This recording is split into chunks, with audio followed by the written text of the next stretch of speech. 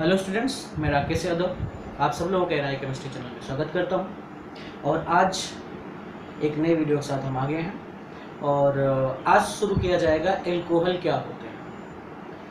तो एल्कोहल ऐसे organic compound होते हैं जिनमें OH फंक्शनल ग्रुप होता है। ऐसे ऑर्गेनिक कंपाउंड जिनके मॉलिक्यूलर फार्मूला में कम से कम एक हाइड्रोक्सिल ग्रुप होता है उसे एल्कोहल कहते हैं। जैसे अगर देखें यहाँ पर CH3OH, ये है आपका मेथाइल एल्कोहल। इसमें एक OH ग्रुप है, इसका मतलब ये एल्कोहल है। अदर एग्जांपल CH3 CH2OH, ये भी एल्कोहल है क्योंकि इसमें भी हाइड्रोक्सिल ग्रुप है। अदर एग्जांपल देखते हैं CH2OH CH2OH, इसमें भी हाइड्रोक्सिल ग्रुप है, ये भी एल्कोहल है। अगला एग्जांपल देखते हैं CH2OH, यहाँ पर CHOH, यहाँ पर CH2OH, ये भी एल्कोहल है। तो इसका नाम है एथाइल एल्कोहल, इसका नाम है एथाइलीन ग्लाइकोल, इसका नाम है ग्लिसरीन या ग्लिसरॉल। ये सभी के सभी आपके एल्कोहल हैं। क्यों? क्योंकि इन सब में हाइड्रोक्सिल ग्रुप है। तो ऐसे ऑर्गेनिक कंपाउंड जिनके मॉलिक्यूलर फार्मूला में कम से कम एक हाइड्रोक्सिल ग्रुप होता है एल्कोहल कहलाता है। अब यहाँ पर यह भी जान लेना जरूरी है कि एल्कोहल में जो हाइड्रोक्सिल ग्रुप होता है वो किस कार्बन से अटैच्ड होता है और उसकी अदर वैलेंसीज किससे जुड़ी होती है। तो एल्कोहल में जो हाइड्रोक्सिल ग्रुप होता है वो ऐसे कार्बन से जुड़ा होना चाहिए जिसकी अदर वैलेंसीज या तो हाइड्रोजन से जुड़ी हो और या तो कार्बन से जुड़ी हो। अगर वो हाइड्रोजन या कार्बन से ना जुड़ के बल्कि किसी और से जुड़ी हैं तब फिर आप उसे एल्कोहल नहीं कहेंगे। चेक करते हैं पहले ये सब एल्कोहल है कि नहीं है। यहाँ देखिए, इसको थोड़ा स्ट्रक्चर हम इसका बनाते हैं। तो यहाँ हुआ H, यहाँ पर हुआ H, क्योंकि कार्बन की 4 वैलेंसी होती है इसलिए यहाँ पर CH3OH। अब यहाँ पर जो ये OH था वो ऐसे कार्बन से जुड़ा है जिसकी अदर वैलेंसीज हाइड्रोजन से जुड़ी हैं, इसका मतलब कि ये एल्कोहल है। इसको चेक करते हैं। यहाँ पर देखो, इसका स्ट्रक्चर बनाओगे तो बनेगा CH3 है तो यहाँ पर ये हो गया, इसको लिखेंगे यहाँ पर H हो जाएगा, यहाँ पर H और यहाँ पर OH।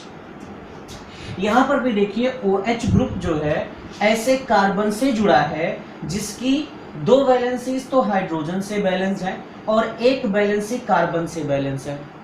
इसका मतलब यह भी एल्कोहल है, क्योंकि एल्कोहल में भी मैंने कहा कि OH ऐसे कार्बन से जुड़ा होना चाहिए जिसकी अदर वैलेंसीज या तो हाइड्रोजन से बैलेंस हो और या तो कार्बन से बैलेंस हो। इसका मतलब ये भी एल्कोहल है। अगला देखते हैं, इसको चेक करते हैं, इसको थोड़ा सा और एक्सपेंड करते हैं फॉर्मूले को, तो स्ट्रक्चर्स बनाते हैं। तो यहाँ देखो CH2 है तो इसको हम ऐसे लिख सकते हैं, यहाँ पर OH है, फिर यहाँ पर सिंगल बॉन्ड है, यहाँ पर फिर CH2 है तो इसको हम ऐसे लिख सकते हैं। अब यहाँ देखो 2 OH ग्रुप है, तो मैंने कहा था मिनिमम 1 हाइड्रोक्सिल ग्रुप होना चाहिए, मीन्स 1 से ज्यादा हो सकते हैं। तो अब देखो यहाँ पर जो OH है ये ऐसे कार्बन से जुड़ा है जिसकी 2 वैलेंसी तो हाइड्रोजन से जुड़ी हुई हैं और एक वैलेंसी कार्बन से बैलेंस है। इसका मतलब ये वाला हाइड्रोक्सिल ग्रुप एल्कोहलिक है। इस वाले में आ जाइए, यहाँ देखिए ये जो OH है वो जिस कार्बन से जुड़ा है इसकी 2 वैलेंसीज हाइड्रोजन से जुड़ी हैं और एक कार्बन से जुड़ी है, मतलब ये दोनों हाइड्रोक्सिल ग्रुप एल्कोहलिक है, मतलब ये भी एल्कोहल है। अब आते हैं तीसरे वाले एग्जांपल में। इसको मैं थोड़ा सा और बनाता हूँ स्ट्रक्चर फॉर्मूला इसका। यहाँ देखिए CH2 है तो इसको मैं लिख सकता हूँ H और H, यहाँ पर OH कर देता हूँ। फिर यहाँ पर आता है, यहाँ पर एक H है तो यहाँ लगा देता हूँ, यहाँ पर OH कर देता हूँ क्योंकि OH है, यहाँ पर फिर 2 H है तो यहाँ पर H लगा देता हूँ, यहाँ पर OH कर देता हूँ। अब देखो यहाँ पर जो OH है वो ऐसे कार्बन से जुड़ा है जिसकी 2 वैलेंसीज हाइड्रोजन से, एक वैलेंसी कार्बन से, मतलब ये हाइड्रोक्सिल ग्रुप एल्कोहलिक है। इसको चेक करते हैं, यहाँ पर ये एक वैलेंसी जुड़ी हुई है हाइड्रोजन से, दूसरी वैलेंसी जुड़ी हुई है कार्बन से और तीसरी वैलेंसी भी कार्बन से जुड़ी हुई है। मतलब इसकी चारों वैलेंसीज जो होती हैं उनमें एक तो हाइड्रोजन से हाइड्रोक्साइड से जुड़ी हुई है, बाकी दो कार्बन से और एक हाइड्रोजन से जुड़ी है, मतलब ये भी एल्कोहलिक है। इस OH को देखो, यहाँ पर ये जिस कार्बन से जुड़ा है इसकी दो वैलेंसीज हाइड्रोजन से और एक वैलेंसी कार्बन से, मतलब कि ग्लिसरॉल में तीनों हाइड्रोक्सिल ग्रुप एल्कोहलिक होते हैं। तो ऐसे ऑर्गेनिक कंपाउंड जिनमें कम से कम एक हाइड्रोक्सिल ग्रुप होता है और वो हाइड्रोक्सिल ग्रुप ऐसे कार्बन से कनेक्ट होता है जिसकी अदर वैलेंसीज या तो हाइड्रोजन से जुड़ी होती हैं या कार्बन से जुड़ी होती हैं, तो ऐसे ऑर्गेनिक कंपाउंड्स को हम लोग एल्कोहल कहते हैं। तो the organic compound in which minimum one hydroxyl group are present in their molecular formula and this hydroxyl group connect with only which carbon atom, their other valencies is balanced by carbon or hydrogen। अब जैसे कि अभी आपने जाना कि जिसमें OH हो वो होता है एल्कोहल, और OH ऐसे कार्बन से जुड़ा हो जिसकी अदर वैलेंसीज कार्बन से जुड़ी हो या तो हाइड्रोजन से जुड़ी हो। तो क्या कुछ ऐसे ऑर्गेनिक कंपाउंड हैं जहां पर OH होता है लेकिन फिर भी वो एल्कोहल नहीं होते? तो चलो उनके बारे में जिक्र कर लेते हैं। जैसे यहां कुछ एग्जांपल्स हम लिखते हैं, CH3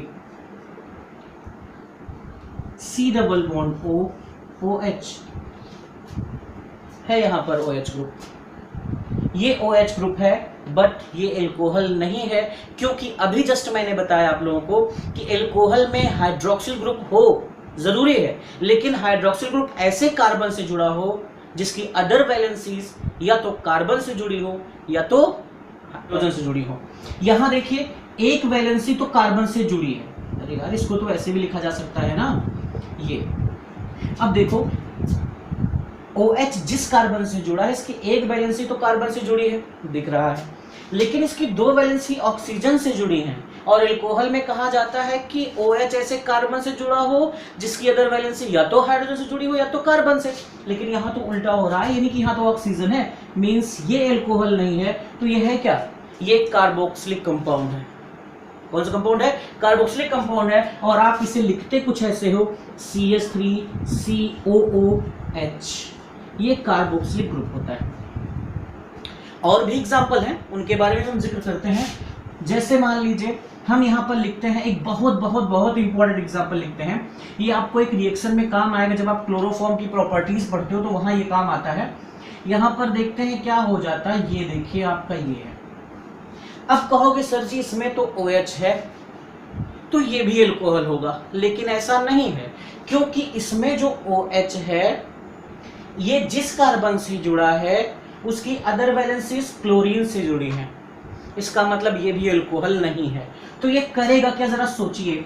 अब यहाँ पर होगा क्या कि अगर ये वाला H और ये वाला Cl मिल जाए, क्योंकि दोनों में इंटरेक्शन होगा, क्योंकि ये है पार्शियल पॉजिटिव, ये है पार्शियल नेगेटिव, दोनों के बीच में इंटरेक्शन होगा, और इंटरेक्शन होने की वजह से क्या होगा कि यहाँ पर ये H और ये वाला Cl निकल जाएगा। हालांकि निकलेगा कैसे, इसकी मैकेनिज्म है, अभी मैं आप लोगों को बताऊंगा मैकेनिज्म क्या होती है।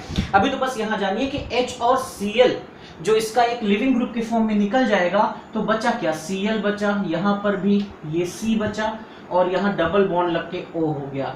याद करो ये फॉस्जीन है, फास्जीन है। जब क्लोरोफॉर्म का ऑक्सीडेशन कराते हैं तो फास्जीन बनता है, जिसका फॉर्मूला होता है COCl2, ये वही है। अब यहां पर आपने देखा कि पहले जब ऑक्सीडेशन कराते हैं क्लोरोफॉर्म का तो पहले ये बनता है इंटरमीडिएट, जो कि अनस्टेबल होता है। मैंने अभी बताया ना कि ये अनस्टेबल होता है। तो ये करता क्या है कि एक यहां से H और ये वाला Cl मिलके HCl को बाहर निकाल लेता है और स्टेबल कंपाउंड्स बनाता है, जिसका नाम होता है फास्जीन, जो कि एक विषैली गैस है, आप जानते हो। अब देखो क्या और भी होते हैं, बहुत सारे होते हैं यार, इसका बहुत ज़्यादा इंपॉर्टेंस है, ये बहुत सारे केमिकल रिएक्शंस में इसकी इंपॉर्टेंस आती हैं। और अभी तो आप और आगे पढ़ेंगे जहाँ पर आपको डाइहाइड्रिक एल्कोहल्स को बताएंगे, तो वहाँ पर एक ही कार्बन से जुड़े हुए दो हाइड्रोक्सिल ग्रुप भी स्टेबल नहीं होते। क्यों नहीं होते, तो पूरी एक मैकेनिज्म है, उसको भी समझाऊंगा। अब यहाँ देखो और कुछ एग्जाम्पल्स देख लेते हैं। जैसे मान लो हमने लिख दिया CH3, यहाँ पर लिखा C double bond O, not C double bond O, यहाँ कर दें OH और यहाँ कर दें NH2। अब देखो यहाँ पर क्या हुआ, अब कहोगे ये भी एल्कोहल है, तो ये भी एल्कोहल नहीं है, क्योंकि यहाँ पर भी एक बहुत अच्छा लिविंग ग्रुप बन रहा है।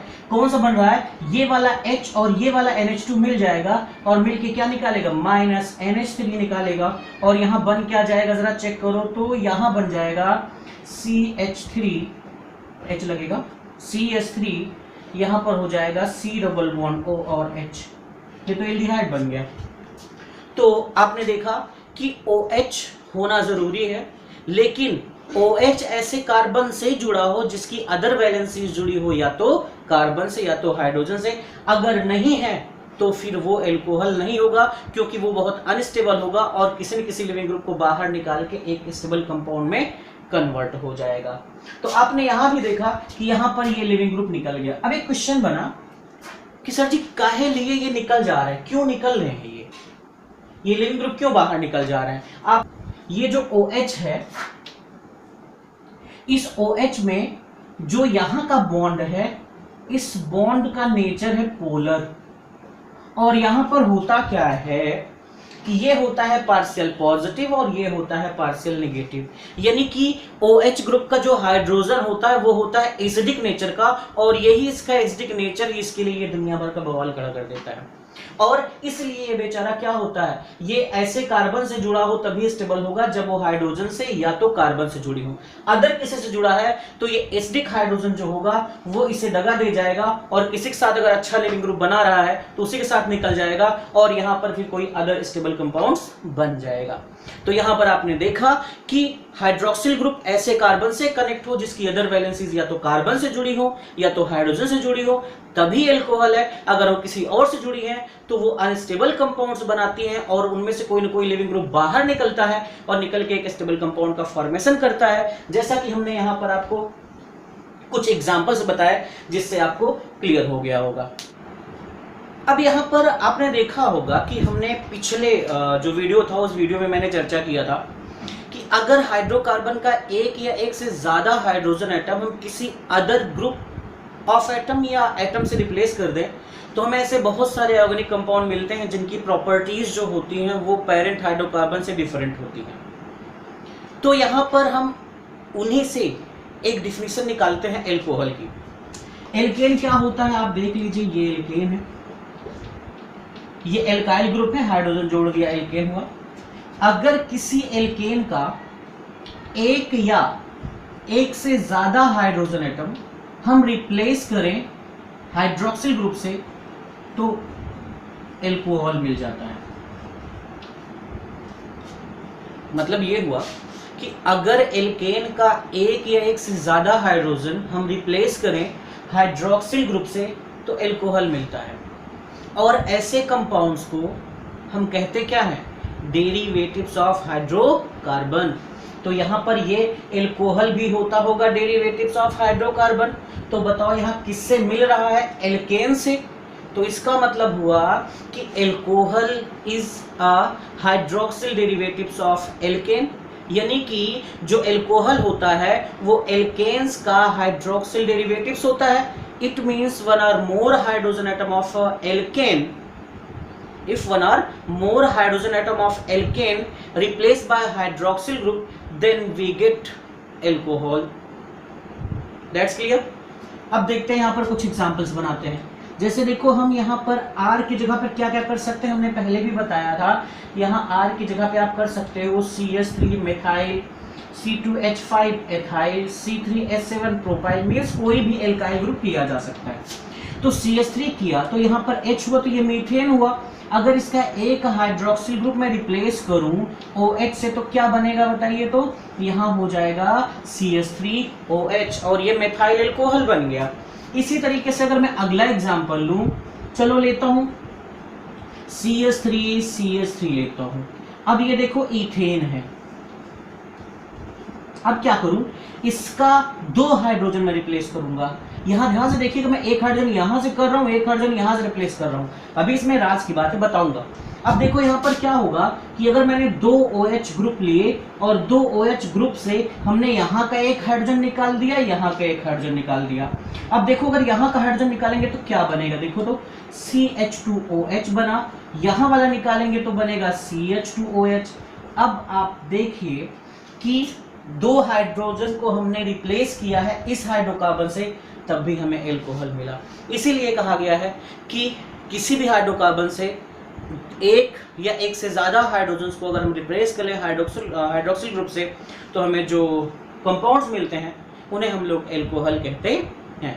यानी कि इसकी एक डिफिनेशन और होती है एल्कोहल की, कि alcohol is a hydroxyl derivatives of alkene. मतलब कि अगर किसी एल्केन से एक या एक से ज़्यादा हाइड्रोजन एटम को हम रिप्लेस करते हैं हाइड्रोक्सिल ग्रुप से, तो हमें एल्कोहल मिलता है। जैसा कि हमने ये एग्जांपल में लिया, ये मेथाइल एल्कोहल है, इसका नाम मैंने पहले बता दिया था, इसका नाम है एथाइलिन ग्लाइकोल। अब एक डिफिनेशन और बनती है एल्कोहल की, वो होती है वाटर पे बेस्ड, उसको भी बता लेते हैं फिर आगे बढ़ते हैं। तो देखो जरा सा वाटर का फॉर्मूला अगर हम लोग लिखते हैं तो क्या होता है, जरा देखो तो। वाटर को आप HOH लिख सकते हो। अब अगर इसका एक हाइड्रोजन एटम हम एल्काइल ग्रुप से रिप्लेस कर दें तो एल्कोहल मिल गया, यस। तो इसका मतलब कि एल्कोहल वाटर का मोनो एल्काइल डेरिवेटिव्स हुआ। हाँ, एक बात यहां सुनिए, मोनो एल्काइल डेरिवेटिव्स मतलब कि यहां पर एक ही एल्काइल ग्रुप जोड़ सकते हो। तो क्या हुआ, डिफिनेशन बताइए। तो यहां डिफिनेशन हुआ कि alcohols are mono alkyl derivatives of water. It means one hydrogen atom of water replaced by alkyl group, then we get alcohol. चलते हैं कुछ एग्जांपल देखते हैं क्या होता है। जैसे H की जगह हमने किया CH3, तब एल्कोहल मिल गया। H की जगह हमने अगर आइसोप्रोपाइल ले लिया ना, तब भी एल्कोहल ही होगा। ये आइसोप्रोपाइल एल्कोहल हुआ। तो आपने तीनों डिफिनेशंस पढ़ ली एल्कोहल की। पहला मैंने कहा OH ग्रुप होना जरूरी है, दूसरा मैंने कहा हाइड्रोक्सिल डेरिवेटिव्स ऑफ एल्केन, और तीसरा मैंने कहा mono alkyl derivatives of water. That's clear. अब एल्कोहल की सारी डिफिनेशंस खत्म हो गई हैं।